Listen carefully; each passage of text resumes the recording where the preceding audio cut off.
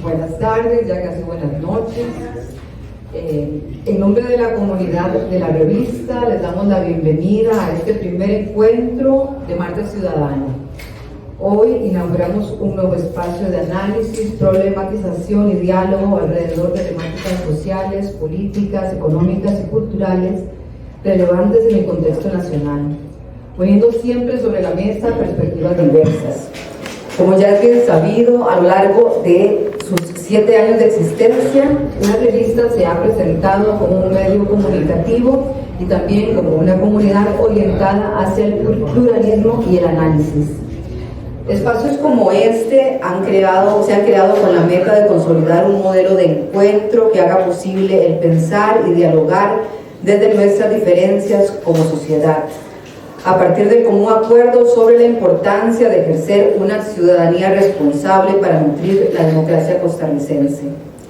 En ese sentido, si bien quienes ocupan la mesa principal en su papel de expositores o analistas darán la pauta para el abordaje de cada temática, la idea es que después todas las personas presentes también puedan participar y sumen sus perspectivas a la conversación.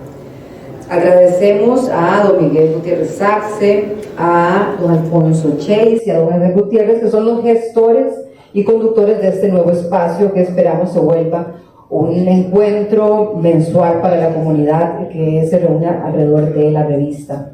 Agradecemos como siempre también a nuestro querido Eugenio Herrera por ser el eje alrededor del cual todas estas presencias se articulan. No dudo que la actividad enriquecerá mucho nuestra comprensión sobre el tema de esta noche, que es la restricción del gasto, los gobiernos de la austeridad, y esperamos que sea un abrebocas para convidar a más personas de la comunidad de la revista a seguir participando en futuros encuentros de Martes Ciudadano. Y bueno, yo no me presenté, soy colaboradora de la revista, Janet Amir, y un gusto tener a tantas personas de la comunidad reunidas esta noche. Adelante. Muchas gracias, Janet.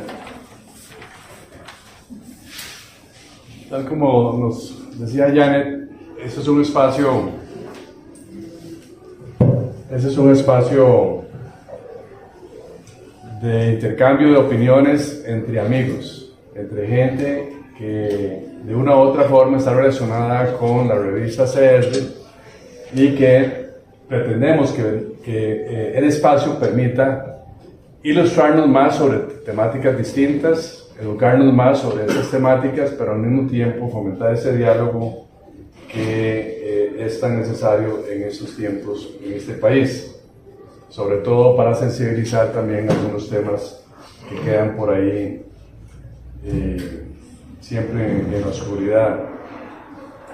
Además de don Alfonso Chase, que ya lo tenemos aquí entre nosotros, Miguel y mi persona, tenemos también a Nelly López como una de las gestoras también de este programa, al igual que Paola, que la tenemos por allá en la mesa. Entonces, muchas gracias a todos por atender la invitación de este primer episodio de Martes Ciudadano. Este es un programa que pretendemos celebrarlo todos los segundos martes de cada mes, sobre distintas temáticas. El tema de hoy, obviamente, es restricción del gasto, gobiernos de la austeridad, tal como lo vieron ustedes en los anuncios que preparó la revista. Es un tema muy amplio, pero es un tema que es realmente vigente, no desde hoy, sino es un tema que ha venido sobre la mesa de la discusión, en la mesa de discusión política, desde hace ya bastantes años. En otras palabras, es un tema tal vez más amplio, si quisiera que ampliarlo uno desde el punto de vista del tema del estado de bienestar. ¿Es el estado de bienestar aún vigente para nuestros países o necesitamos otro tipo de estructuración del estado? Y la austeridad se refiere a la aplicación de una política económica basada prácticamente en 4 factores.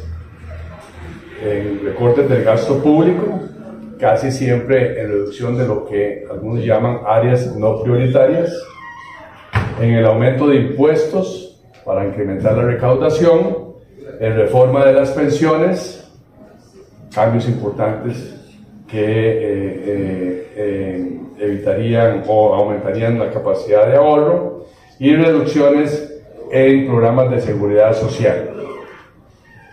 Todos esos factores los hemos visto nosotros en la discusión política de nuestro país, y sobre todo el de recorte del gasto público, la reforma de las pensiones y las reducciones en los programas de seguridad social, no tanto en las reformas en el aumento de impuestos, porque es un tema que la hemos dejado por ahí parqueado, ¿verdad?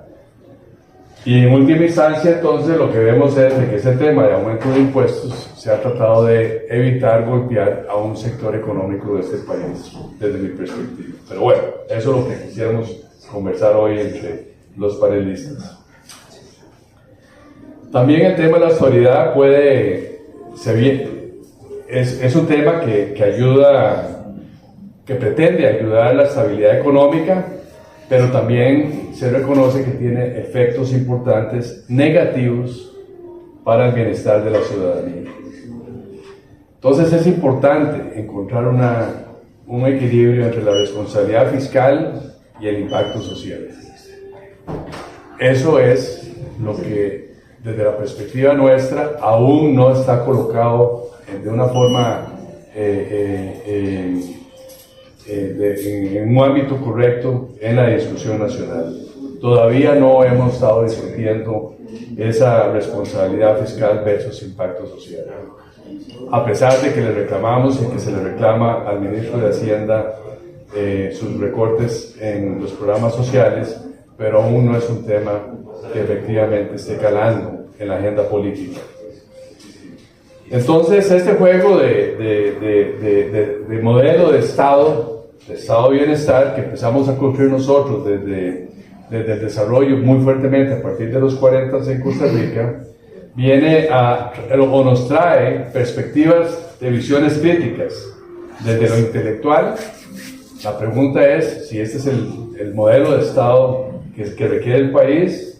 Desde lo político, si ese Estado es realmente asequible, especialmente en épocas de crisis económica o crecimiento económico lento. Y desde la política pública, si ese Estado realmente es suficientemente versátil y ágil para acomodarse a las circunstancias de la sociedad moderna. Bueno, sobre todo esto es lo que quisiéramos conversar la noche de hoy con nuestros dos invitados ponentes, don Alberto Franco Mejía, bien conocido por todos, economista, graduado de la Universidad de Costa Rica y de la Universidad de Ohio, fue también director del Banco Central y consultor nacional e internacional, miembro del Grupo de Consultores Económicos y Financieros Ecoanálisis. Y también con Fernando Rodríguez Garro, economista de la Universidad Nacional, de la Escuela de Economía de la Universidad Nacional, ex viceministro de Ingresos del Ministerio de Hacienda y consultor también nacional e internacional. A ellos les vamos a pedir que durante 15 minutos nos presenten sus principales ideas sobre este tema, y posteriormente José Luis Arce, que muy amablemente también nos aceptó hacer un comentario de las dos exposiciones junto con Natalia Morales por unos 10 minutos tal vez o menos, y después ya abrimos el espacio para comentarios entre todos ustedes. Así que yo invitaría a Alberto que viniera al podio, por favor. Muchísimas gracias, Edgar, por la invitación. Muchas gracias a todos por su presencia esta noche tan bonita. En Escazú nos cayó un pelito de gato, un cambio bienvenido, luego de tantos días de calor, ¿verdad? Sí.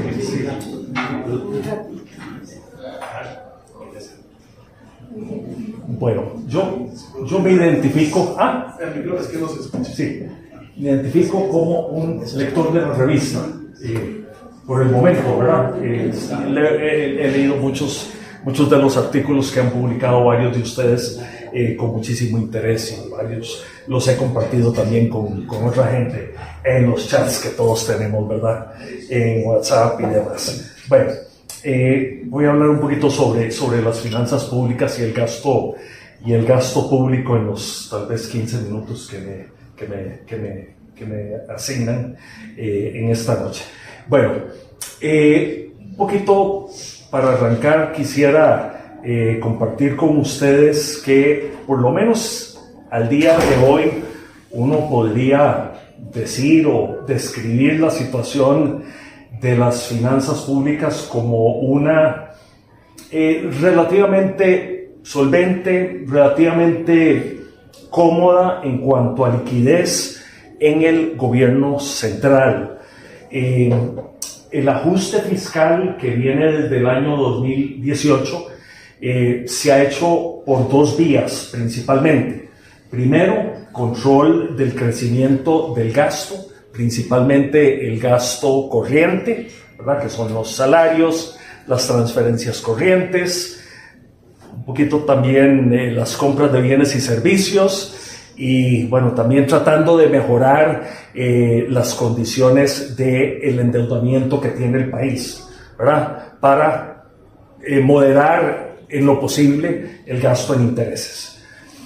Y la otra vía por la cual se ha hecho el ajuste fiscal durante los últimos 5 años ha sido a través de un aumento en la recaudación mediante principalmente la ampliación del IVA, del impuesto al valor agregado a los servicios. Entre el 2018 y el 2023, los gastos totales, si uno ve los datos últimos publicados por Hacienda, y que los hay para varios años para atrás, los gastos totales disminuyen en poco menos de un 1% del Producto Interno Bruto. Pasan, digamos, de representar un monto equivalente a como 19,5% del PIB a más o menos 18,5%. Ha bajado 1% el gasto total, digamos, en términos del Producto Interno Bruto, mientras que los ingresos han aumentado aproximadamente en 1,5%, ¿verdad? Entonces, el ajuste se divide básicamente en incremento de ingresos equivalente a 1,5% del Producto Interno Bruto y reducción del gasto equivalente aproximadamente a 1% del Producto Interno Bruto. La mejoría de las finanzas públicas, de la que me referí al inicio de la presentación, está íntimamente vinculada con la puesta en vigencia de la Ley 9635, que se aprobó al inicio de la administración del presidente Carlos Alvarado por parte del Congreso, y también obedece a mejoras en las condiciones para el financiamiento de las necesidades del gobierno conforme, especialmente, digamos, en los años más recientes, ha tendido a mejorar la calificación crediticia del soberano, la calificación del gobierno, lo cual le permite colocar deuda en mejores condiciones, particularmente en los mercados internacionales. La mejora en las condiciones de financiamiento, yo diría que está estrechamente vinculada con la ley de eurobonos que se aprobó al inicio de esta administración, la ley de apertura del mercado de deuda interna y la mejora en la perspectiva del riesgo internacional que acabo de mencionar. La relación entre la deuda y el Producto Interno Bruto, que es básicamente una medida de la producción nacional, cuánto valen los bienes y servicios que produce el país en un momento dado, empezó a disminuir en el año 2022 y bueno, disminuye un poco más en el 2023 y se sitúa en un monto equivalente aproximadamente a 61% del Producto Interno Bruto del año pasado. 61% del Producto Interno Bruto del año pasado. Personalmente estimo que es probable que, de mantenerse, digamos, la tendencia en los ingresos y la tendencia en los gastos que hemos venido observando y que se explican de nuevo mucho por la aplicación de todas estas herramientas, de toda esta legislación que se ha aprobado en años recientes, estimo probable que la relación de deuda-PIB podría ubicarse ligeramente por debajo del 60% en el año 2024.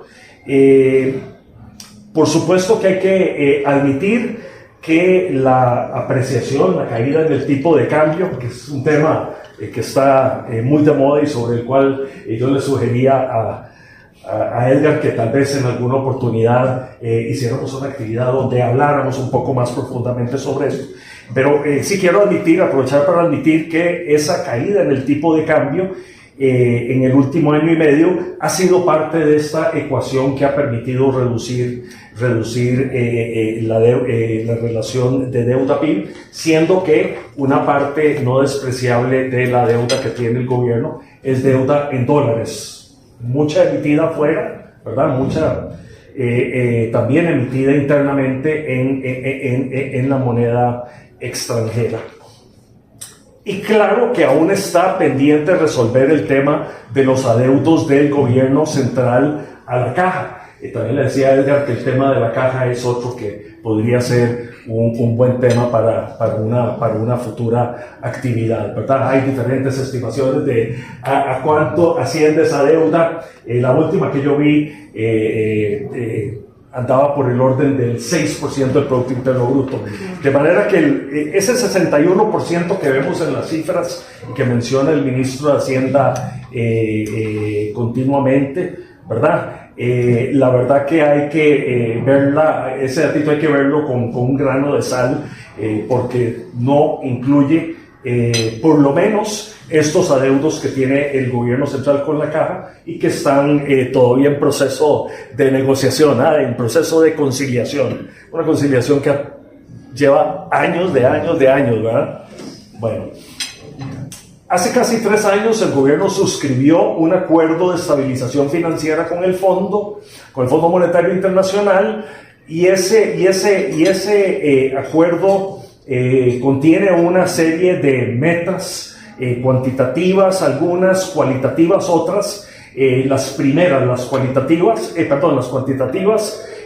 yo diría, ¿verdad? Observando los datos y comparándolos con las métricas que se habían fijado en el acuerdo con el Fondo Monetario, diría que esas metas se han cumplido holgadamente. Entre las cualitativas, destaca la puesta en vigencia de la Ley de Empleo Público. Ahí, de acuerdo con el propio Fondo Monetario Internacional, y yo diría que me permito sumarme, digamos, a la lectura que ellos hacen, en el sentido de que el gobierno todavía está teniendo dificultad para avanzar en la implementación de esa Ley de Empleo Público. El problema de las finanzas públicas aún no está resuelto. O sea, yo tengo mucha preocupación por el gasto social y por muchos de los rubros que indudablemente vamos a estar mencionando aquí el día de hoy. Pero sí quiero advertir que aun y cuando en los últimos 5 años, digamos que el panorama ha tendido a mejorar, la situación de las finanzas públicas aún no está resueltas. Las finanzas del gobierno central siguen siendo deficitarias, aunque el déficit ha disminuido significativamente, eso sí hay que reconocerlo. En el 2018 el déficit alcanzó un 6% del Producto Interno Bruto. 2018, que fue el año en el que, fue el primer año del gobierno de don Carlos Alvarado, y fue al final de ese año, que se aprobó en la Asamblea Legislativa la ley 9635, de manera que en ese año, digamos que difícilmente uno pudo haber atribuido una parte de ese resultado no muy positivo, o sea, nada positivo, de un 6% del déficit el hecho de que la Asamblea Legislativa estaba en ese año conociendo ese proyecto de reforma fiscal. En el 2023, el déficit financiero ascendió a un monto equivalente a 3,3% del Producto Interno Bruto, mayor que el nivel de déficit correspondiente al año pasado, en 2022, que fue un monto equivalente al 2,5%. El año pasado, en parte por la caída en el tipo de cambio, digamos, la recaudación de impuestos, la recaudación impositiva de algunos renglones importantes de ingresos se vio golpeada, se vio castigada, y eso explica, a mi criterio, en buena parte, el aumento en el déficit financiero que hubo el año anterior. Ahora, el futuro de las finanzas públicas va a continuar descansando principalmente en el cumplimiento de la regla fiscal. La misma OCDE ha dicho muy claramente que la regla fiscal en este momento es abro comillas, la única herramienta de anclaje de las políticas fiscales en Costa Rica. Dicho esto, yo me atrevería a decir que el margen que tiene el gobierno central para aumentar sus gastos sin incumplir la regla fiscal es limitado de acuerdo con el pronóstico hacia adelante para las finanzas públicas. En un escenario para este año 2024 donde el crecimiento económico ande por el orden de 4%, que es lo que está proyectando el Banco Central, en un escenario que también incluya un déficit financiero bajo, tal vez alrededor de un 3%, podría ser posible que se abra cierto espacio para Hacienda para flexibilizar algunos rubros del gasto social y la inversión en infraestructura en el presupuesto ordinario que se presente al Congreso a finales del año 2025, ¿verdad? O sea, digamos, estos resultados, a ver, si este escenario de mejoría continúa en el año 2024 y logramos que la relación de deuda-PIB se ubique por debajo del 60%, eso permitiría que Hacienda presente un proyecto de presupuesto ordinario a la Asamblea Legislativa que en agosto del 2025 que dé espacio a un poco más de flexibilidad en algunos rubros del gasto social y de la inversión.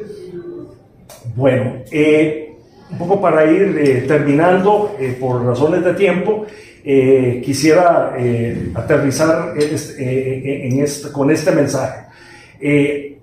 Antes de pensar en la posibilidad de acudir a los mercados de capitales locales y extranjeros, aumentar aún más el endeudamiento, me parece que debemos hacer por lo menos un par de cosas. Primero, hacer una tarea mucho mejor de evaluación del gasto y la inversión que ya realizamos y determinar si con los recursos disponibles es posible obtener resultados mucho mejores mediante fórmulas distintas de hacer las cosas. Pienso por un momento en el gasto público en educación, donde tenemos resultados insatisfactorios en el aprendizaje, por lo menos en la educación básica, ¿verdad? Según métricas internacionales, como por ejemplo las pruebas PISA. Y segundo, estimo que debemos estar abiertos, ojalá todos, ¿verdad? Logremos conseguir un alto grado de consenso a nivel político para que se pueda tomar a nivel de los foros que corresponda las decisiones para reasignar recursos públicos desde rubros donde su rentabilidad social es baja, en algunos casos nula, hacia rubros de alta prioridad y rentabilidad social. Me refiero a estar abiertos a reasignar desde rubros de gasto operativo hasta activos invertidos en empresas públicas. Bueno, yo soy muy abierto en eso y siempre he estado abierto a que vendamos alguna joya de la abuela o lo que sea, con tal de no tener que limitar o recortar gastos de altísima prioridad social, como por ejemplo las becas para los niños más pobres, las becas para los niños pobres que la misma ministra de Asuntos Sociales, doña Yoleni, admite que son insuficientes, ¿verdad? Que son insuficientes. Bueno, reasignarlos ¿hacia dónde? Hacia rubros de alta prioridad y rentabilidad social, como becas para niños en condición de pobreza o pobreza extrema, que cumplan con los criterios de pobreza oficialmente establecidos, claro está, o el fortalecimiento de las redes de cuidado que permitan aumentar la tasa de participación de las mujeres en la fuerza de trabajo, que es un tema que también nos tiene muy inquietos, ¿verdad? La caída en la participación, bueno, tanto de hombres como de mujeres en la fuerza de trabajo, pero especialmente de mujeres en la fuerza de trabajo, y ni qué decir las tasas de ocupación.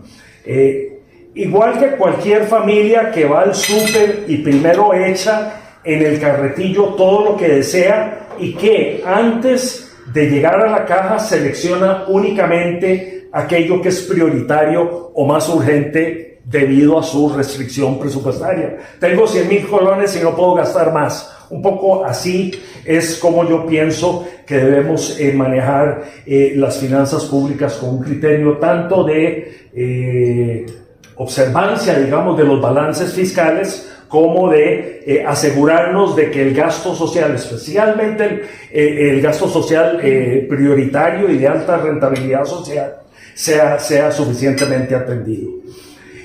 En esta tarea de priorización del gasto público deberíamos poder aprovechar el trabajo de Mideplan en la evaluación de programas y proyectos en el gobierno central, y también el trabajo de la Contraloría General de la República en sus ejercicios de ejecución presupuestaria sobre aquellas instituciones públicas cuya aprobación y evaluación presupuestaria está a su cargo. Bueno, muchas gracias por la atención, posiblemente me excedí y les agradezco muchísimo.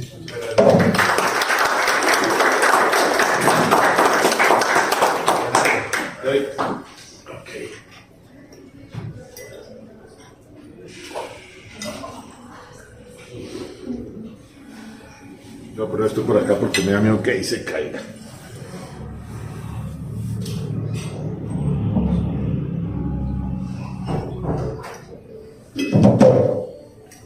Bien, buenas noches. Yo le preguntaba un día a mis estudiantes en la universidad que cómo se formula la política fiscal. Porque esto es fundamental para poder entender esta conversación, ¿verdad? O sea, ¿cómo se debería formular la política fiscal? Entonces, les decía yo a ellos que para mí tiene tres patas, digamos, inicialmente esto. Número uno, tenemos que entender que vivimos en una sociedad que está organizada y por lo tanto tiene una forma de gobierno, y desde esa perspectiva, mantener esa forma de gobierno cuesta recursos. Tenemos una estructura con 3 poderes, una organización electoral, mecanismos de control, una defensa de los habitantes, y todas esas situaciones, todo eso que está ahí detrás del gobierno de un país cuesta dinero. O sea, la democracia requiere recursos. La otra parte es lo que los economistas llamamos bienes públicos, la provisión de bienes públicos. O sea, hay cosas que yo no puedo obtener a través de un mercado porque no tienen mercado. Por ejemplo, la infraestructura pública. O sea, por más que pudiera pensar en una concesión, como le dije una vez a un funcionario de la OCDE precisamente, que me decía, mire, los problemas de infraestructura de ustedes se van a resolver con concesiones. Y yo, bueno, claro, si usted quiere que concesione en la calle frente a mi casa y eso funciona, pues dígame cómo se hace, porque no creo que la municipalidad vaya a poner un peaje en la esquina.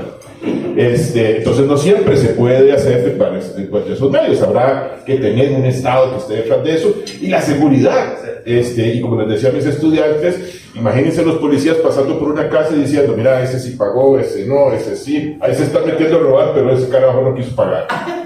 Eso no tiene mercado. Yo no puedo individualizar un precio y cobrarle a la gente para eso. Entonces hay cosas que los estados asumen y que por supuesto esto forma parte, digamos, de la provisión de bienes y servicios que tienen que estar de manos del Estado.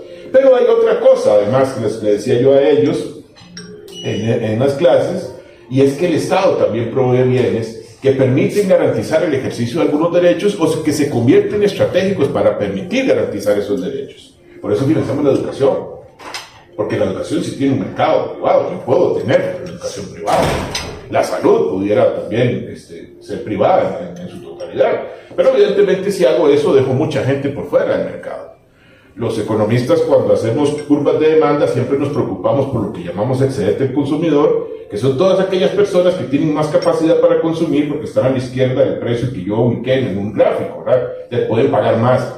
Les decía yo a ellos, hay un montón de gente que está a la derecha de ese punto, que resulta que podría pagar o tiene capacidad para pagar menos y evidentemente se queda por fuera del mercado. Y esos, cuando estoy hablando de un bien tan estratégico como la educación, la salud o algunos otros, yo no le puedo decir a la gente, mire, usted no puede pagar, lo siento. Para eso habrá la provisión, digamos, de un servicio, un bien público para poder solventar esas necesidades. Ahora bien, una vez que definí esto, yo debería, como sociedad, ser responsable y decir, bueno, ahora sí, yo quiero hacer esto, y esto cuesta tanto. ¿Con qué lo voy a financiar? Y sobre las espaldas de quién voy a acomodar ese financiamiento es una decisión fundamental. Quiere decir que lo vamos a hacer con X impuesto, con X impuesto, con X impuesto, y lo va a pagar A, B o C. En esta o en esta proporción. Esa es la forma en la que esto se debe configurar. Lo dejemos por el momento de lado esta segunda parte. Quiere decir, cuando yo lo veo así, que cuando yo busco reducir los recursos que utilizo desde la perspectiva de los presupuestos públicos en garantizar algunas de estas tres cosas van a estar mal financiadas. Si yo quería financiarlas en este nivel y le estoy poniendo menos recursos, o voy a tener una democracia que flaquea, o algunos de los servicios que esa democracia provee van a flaquear, voy a tener servicios públicos que no van a ser provisionados en el nivel adecuado. Creo que lo estamos viendo y es evidente lo que está pasando con la seguridad, que es un bien público desde esa perspectiva que tenemos los economistas, o resulta que no logro dar suficientes recursos para garantizar a la gente el ejercicio de determinados derechos, como quedar bien formado o estar bien formado a través de un sistema educativo, o recibir, por ejemplo, una atención de salud apropiada. Entonces, ¿qué estoy dejando de hacer? ¿A qué sacrifiqué a la gente cuando no hice la otra parte? Ahora sí, hablemos de eso, de esta historia, ¿verdad? De llegar y decir, bueno, tenemos que ponernos serios como sociedad y no podemos tener este nivel de gasto a nivel del sector público porque yo quería, o del gobierno central, porque yo quería que siguiéramos todo esto, pero solo estoy dispuesto a pagar hasta acá. Eso no funciona. Logramos sostener esto durante mucho tiempo a punta de endeudarnos.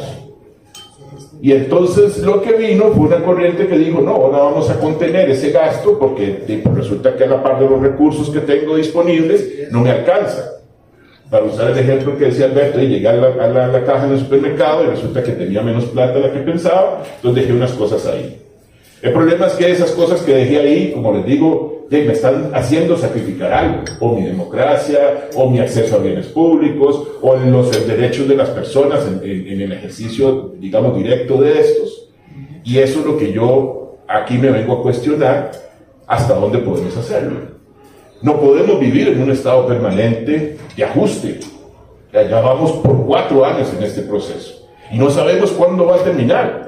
Si bien arreglas un mecanismo que ha dado, digamos, garantía de evolución ordenada del gasto, resulta que, y lo comentábamos ahora antes de empezar, debido al mecanismo como se está aplicando y a la situación que se dio en el 2020, lo que hemos tenido es un mecanismo que ha sido excesivamente controlador del crecimiento en el gasto, más allá de lo que uno hubiera pensado que era razonable.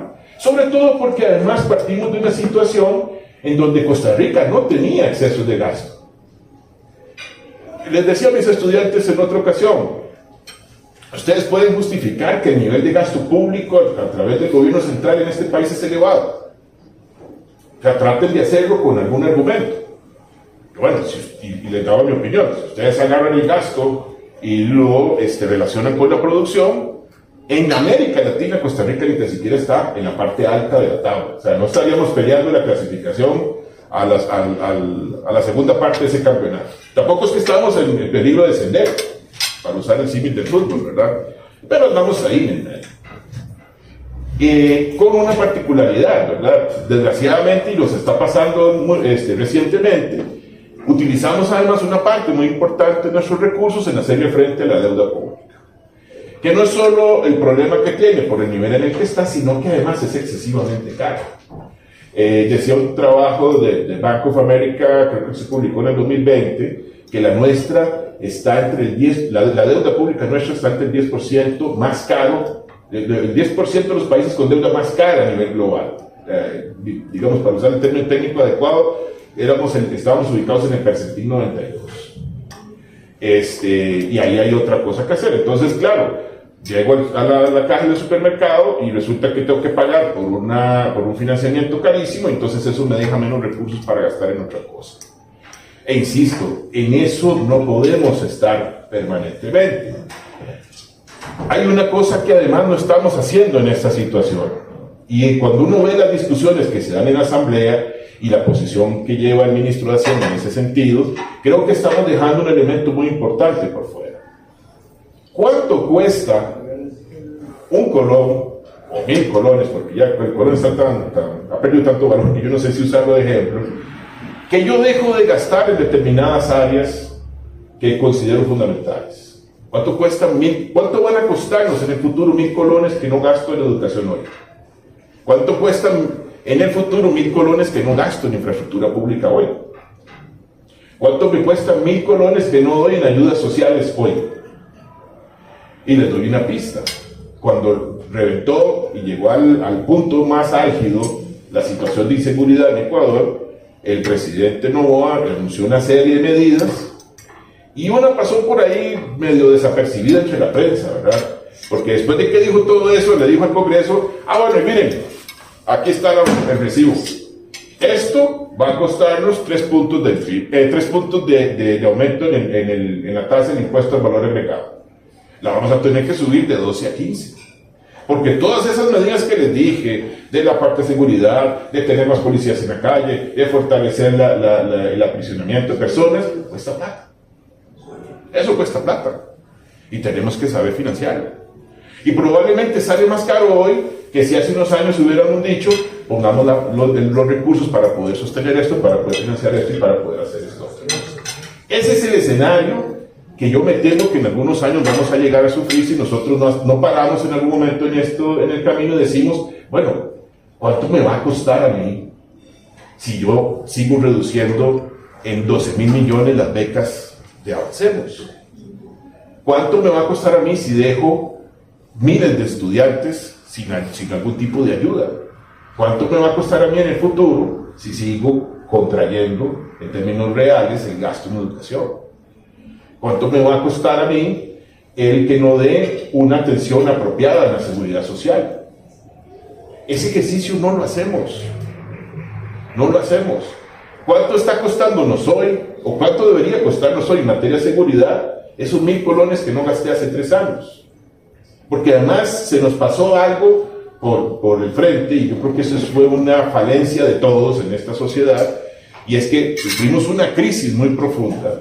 Muchísimas personas se quedaron sin trabajo, pasaron meses sin un ingreso, y nadie pensó, o ninguno pensamos, que eso iba a tener consecuencias sociales más adelante. Se nos fue.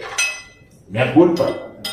Me acuerdo haciendo este ejercicio cuando la reina Isabel II llegó a la London School of Economics, y en una conferencia les dijo en el 2009, ¿cómo que ustedes no vieron que venía una crisis? Bueno, ¿cómo fue que nosotros no vimos que venía una crisis de seguridad? ¿Cómo fue que empezamos a hacer este proceso de ajuste y no nos dimos cuenta que esto iba a empezar a generar problemas?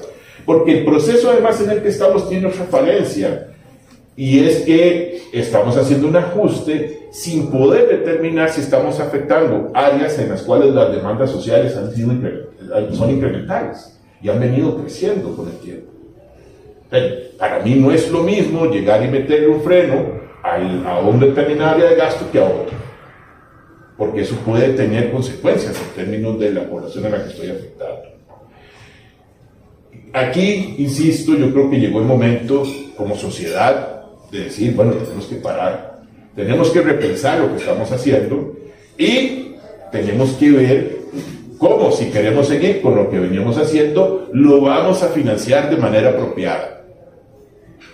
Porque si no lo hacemos, lo que vamos a tener entonces es, con la misma crisis que sufrimos durante mucho tiempo, ¿verdad? Porque todo el mundo estaba de acuerdo cuando llegamos a la asamblea con algún plan para crear un programa social nuevo, un programa de gasto nuevo, meterle más recursos al presupuesto, todo el mundo aplaudía. Todo el mundo estuvo de acuerdo. Vayan a ver quién votó en contra cuando decidieron subir el gasto en educación del 6 a un 8% del PIB. Probablemente nadie. ¿Quién dijo en ese momento en la asamblea, oigan, este 2% ¿dónde lo vamos a sacar? ¿Cómo lo vamos a financiar? Esa es la parte que yo creo que tenemos como sociedad que llegar y decir, bueno, miren, ya este país ha pasado por mucho, evidentemente estoy preocupado de lo que está sucediendo con el gasto, pero no podemos volver a hacer lo que ya habíamos hecho. Y esa es la otra parte de esta historia.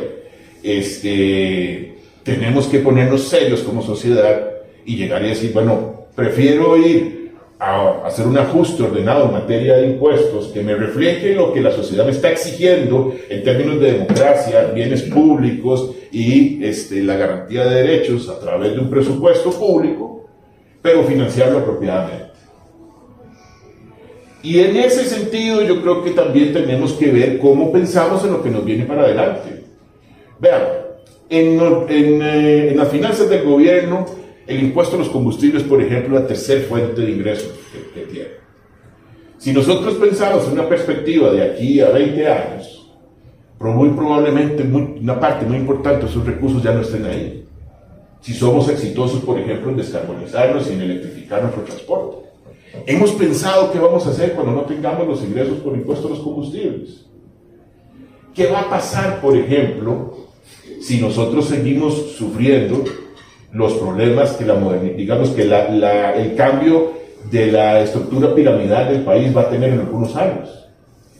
Nos hemos sentado a pensar qué va a pasar con eso, y en términos de gasto cómo nos va a afectar, pero sobre todo cómo lo vamos a financiar. Nos hemos sentado a pensar cómo vamos a pagarle a la caja, porque en ese tema además, y lo digo porque lo viví desde adentro, la caja tiene una posición y el Ministerio de Hacienda tiene otra, y no hay forma de conciliar eso. Ha sido muy complejo. Y les digo la perspectiva del ministerio. En el ministerio la gente llegaba y decía, mira, no sé de dónde salió esa deuda, porque cada vez que nos reunimos la caja viene y pone más papeles sobre la mesa. Decía un día un gerente financiero de la caja, miren, a mí me preocupa mucho la forma en la que está evolucionando esto, porque la deuda que se está registrando en algún momento va a ser impagable. Pero bueno, si queremos pagarla, ¿de dónde va a salir esa plata? ¿Y cómo vamos a hacer para que eso sea garantía de que podemos prestar un servicio adecuado en el futuro desde el punto de vista de la seguridad social? Tenemos que empezar a discutir eso. Tenemos que quitarnos todo eso de encima, y lo digo con mucho cariño para mucha gente que conozco, pero con toda la sinceridad del caso, también tenemos que dejar de romantizar sobre nuestra política tributaria. La gente dice, quiero que el sistema tributario sea esencialmente progresivo. Lo sí, yo también. Entonces nos oponemos al aumento en el IVA, ¿no? Y pues eso no funciona. Eso es inviable. Toda sociedad que ha llegado a financiar adecuadamente sus gobiernos tiene un impuesto al valor agregado fuerte. Entonces me sacaban el caso de Suecia. Digo, sí, pues vaya a ver cuánto cobra Suecia de IVA. 25%. No les estoy diciendo que lo subamos ahí. Pero bueno, entonces un día me reclama alguien y me dicen, es que eso es regresivo. No, regresivo es tener un gobierno sin plata.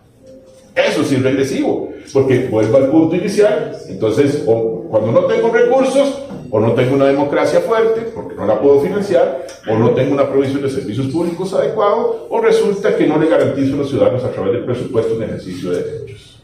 Ahí es donde nosotros tenemos que llegar. Es inevitable eso.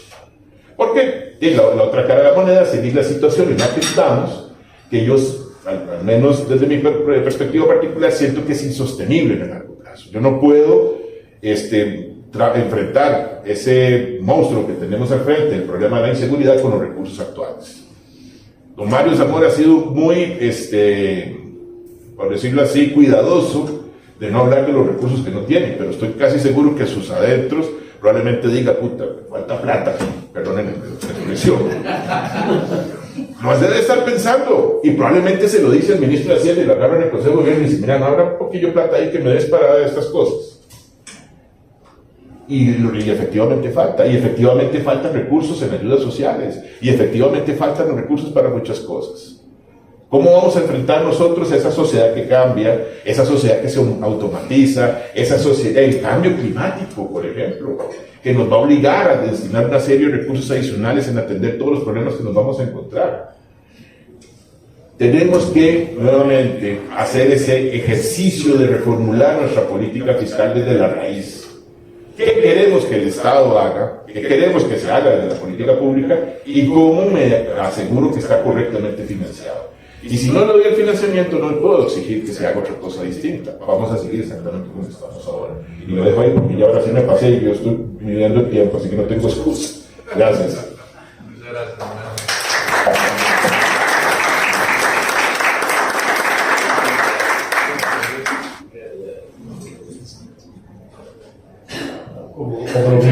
Como lo mío es un comentario, voy a tomarme la libertad de hacerlo en la comunidad de la conversación acá, en lugar de usar el podio.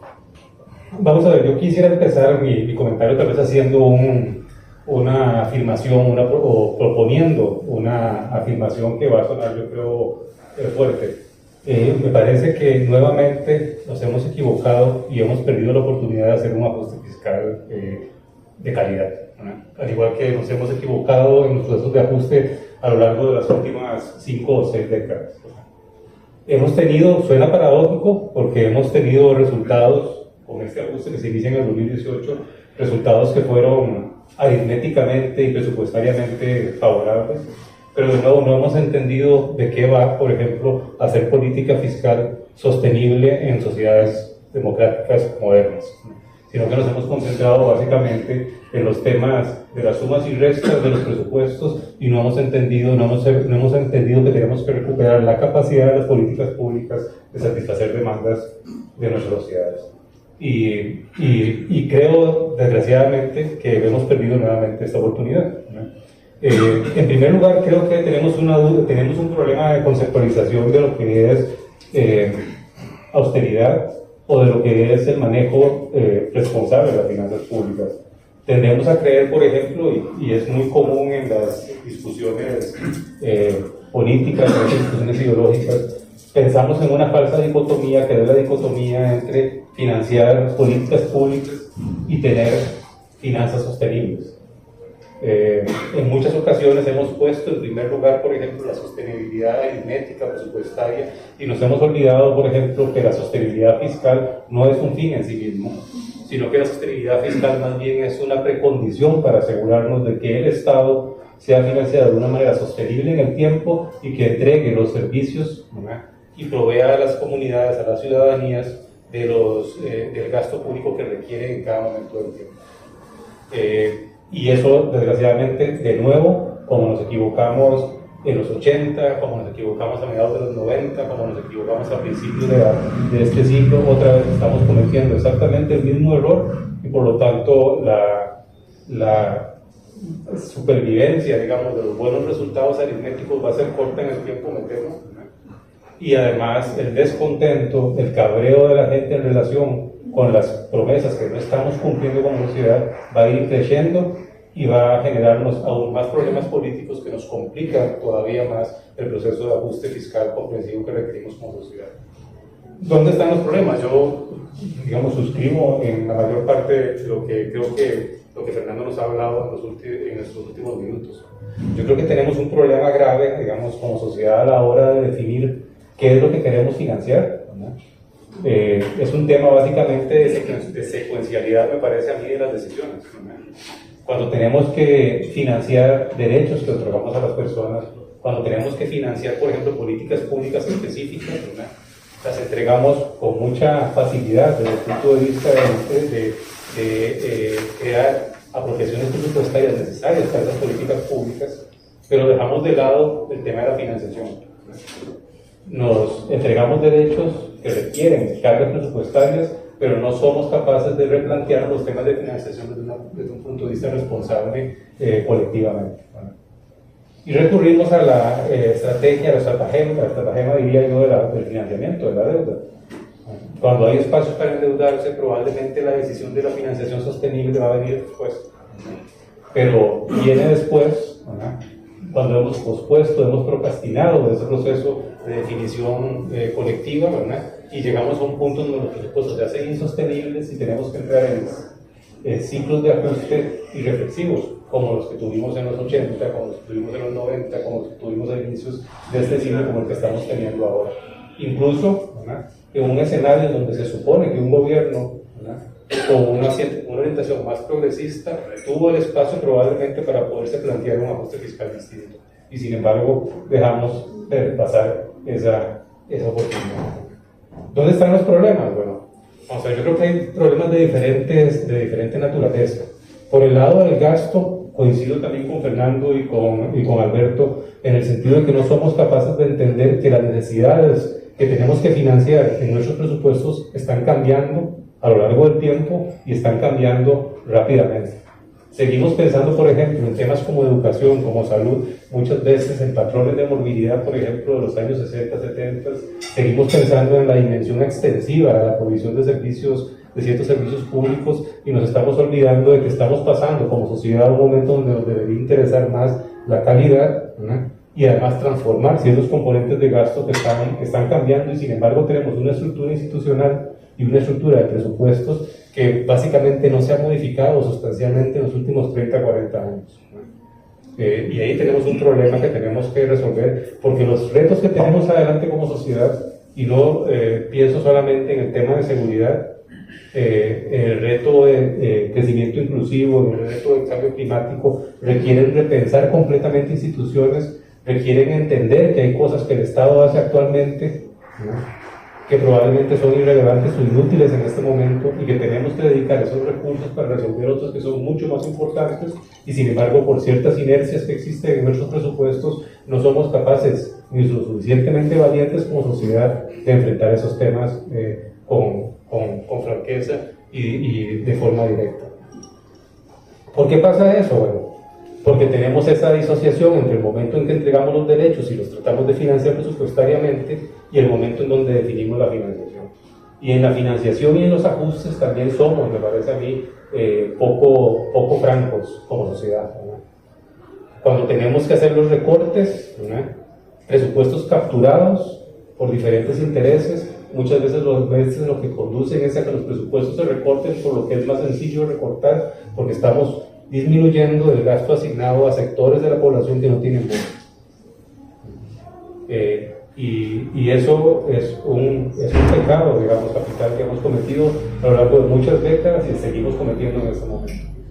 Cuando tenemos que plantearnos la financiación, ¿no?, por otra parte, no somos como sociedad, me parece a mí, suficientemente francos de entender, ¿no?, o de tratar de definir esa disputa distributiva que se da no solo por el lado del gasto, especialmente cuando los presupuestos están capturados, sino también por el lado de la tributación, cuando tenemos que decidir cómo financiar, ¿no?, quiénes en esta sociedad vamos a financiar ese gasto público adicional, y además cómo entender esa estructura de financiación tiene que ir cambiando, de financiación tributaria, tiene que ir cambiando también conforme se va modificando el sistema productivo, conforme la riqueza y el capital, por ejemplo, en nuestras sociedades va cambiando, va mutando, transformándose a lo largo del tiempo. También tenemos que enfrentar esos elementos de modernización y no lo hacemos, ¿no?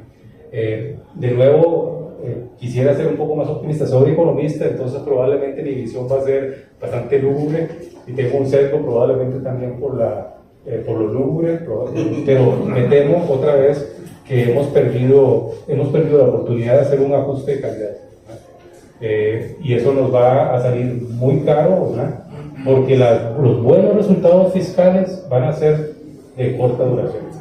Los resultados que Alberto estaba planteando hace unos minutos son ciertamente interesantes desde el punto de vista de la aritmética de los presupuestos públicos, pero cuando la presión se va acumulando, cuando los intereses vuelven a cambiar sobre los presupuestos y sobre la definición de la financiación de esos presupuestos, en algún momento vamos a volver a recurrir a la facilidad de expandir gasto sin preocuparnos cómo financiarlo correctamente, y vamos a volver nuevamente a nuestros ciclos de deterioro fiscal, de presión, de crisis, y de nuevo dejando atrás las decisiones que deberíamos hacer como sociedad, que son las que no somos capaces, me parece a mí, suficientemente valientes de enfrentar. Entonces, esperemos que la próxima oportunidad de hacer un ajuste lo hagamos mejor. Muchas gracias, José Luis.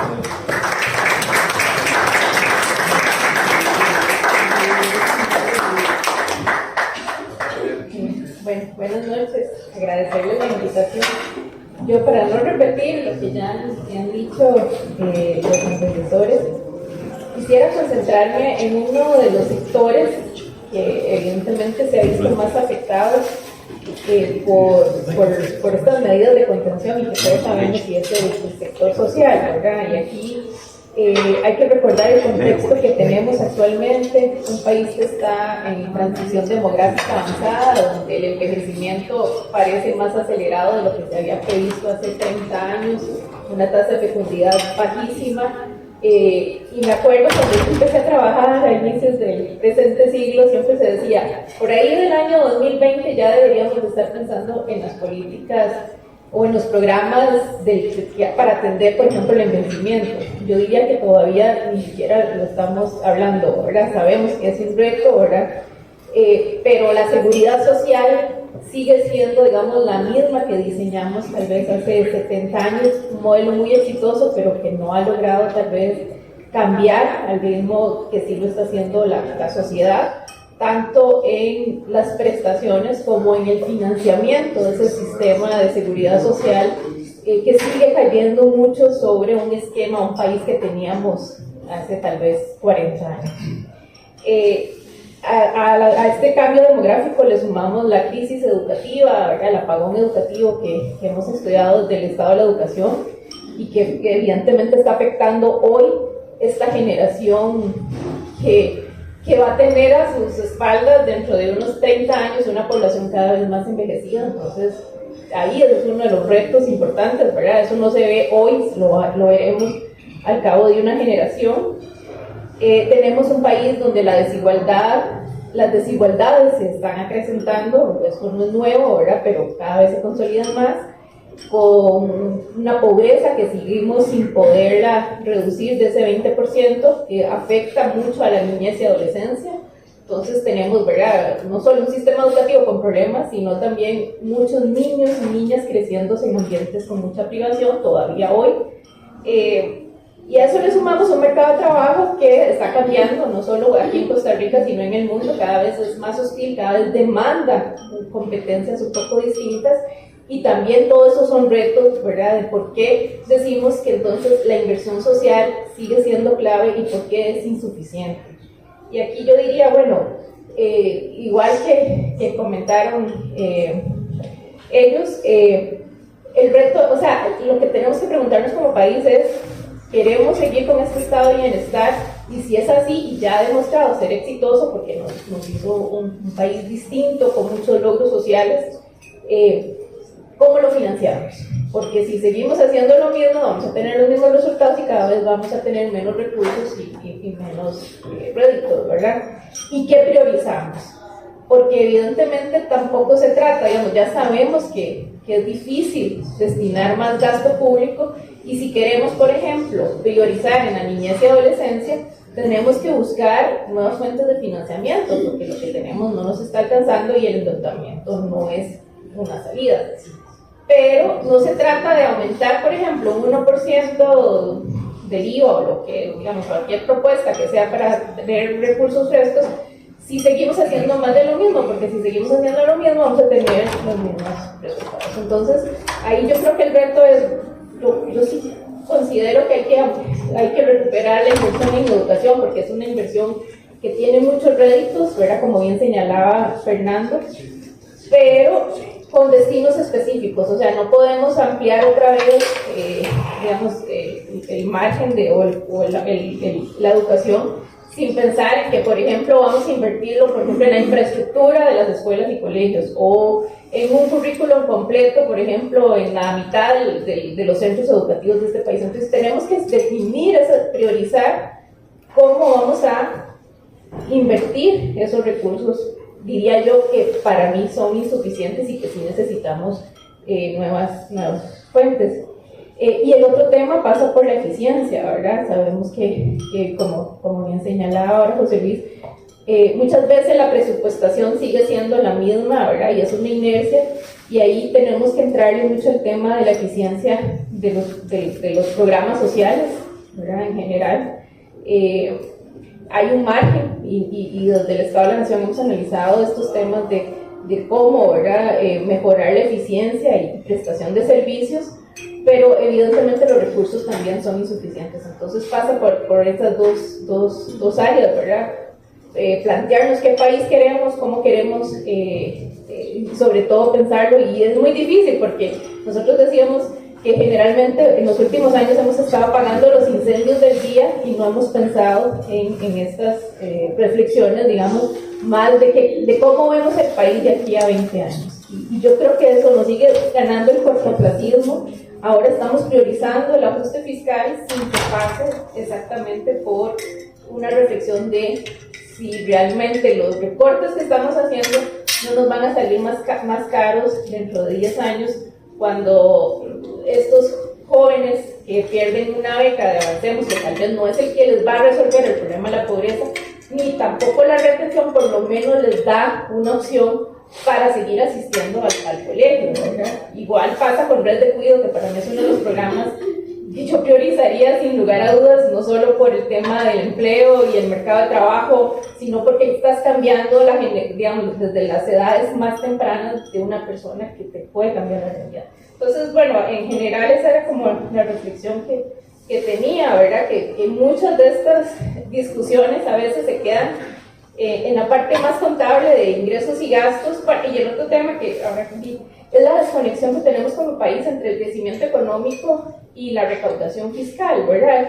Y es un modelo que escogimos y pues es lo que tenemos, pero ¿cómo logramos vincular un poco más que ese crecimiento se transforme en bienestar para todos? Y ahí yo creo que también hay un reto. Entonces no podemos hablar de equilibrio fiscal sin hablar de la parte productiva, sin hablar del mercado de trabajo y sin hablar del sistema de bienestar social que queremos como país.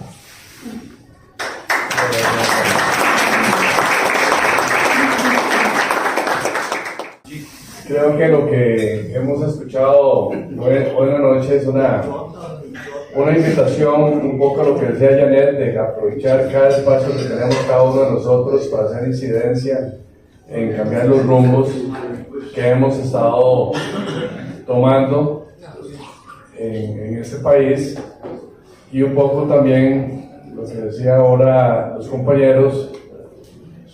No podemos seguir haciendo reformas y planteando nuevas leyes sin tener en la perspectiva mayor, en ese paradigma mayor, que el bienestar del mayor número de personas.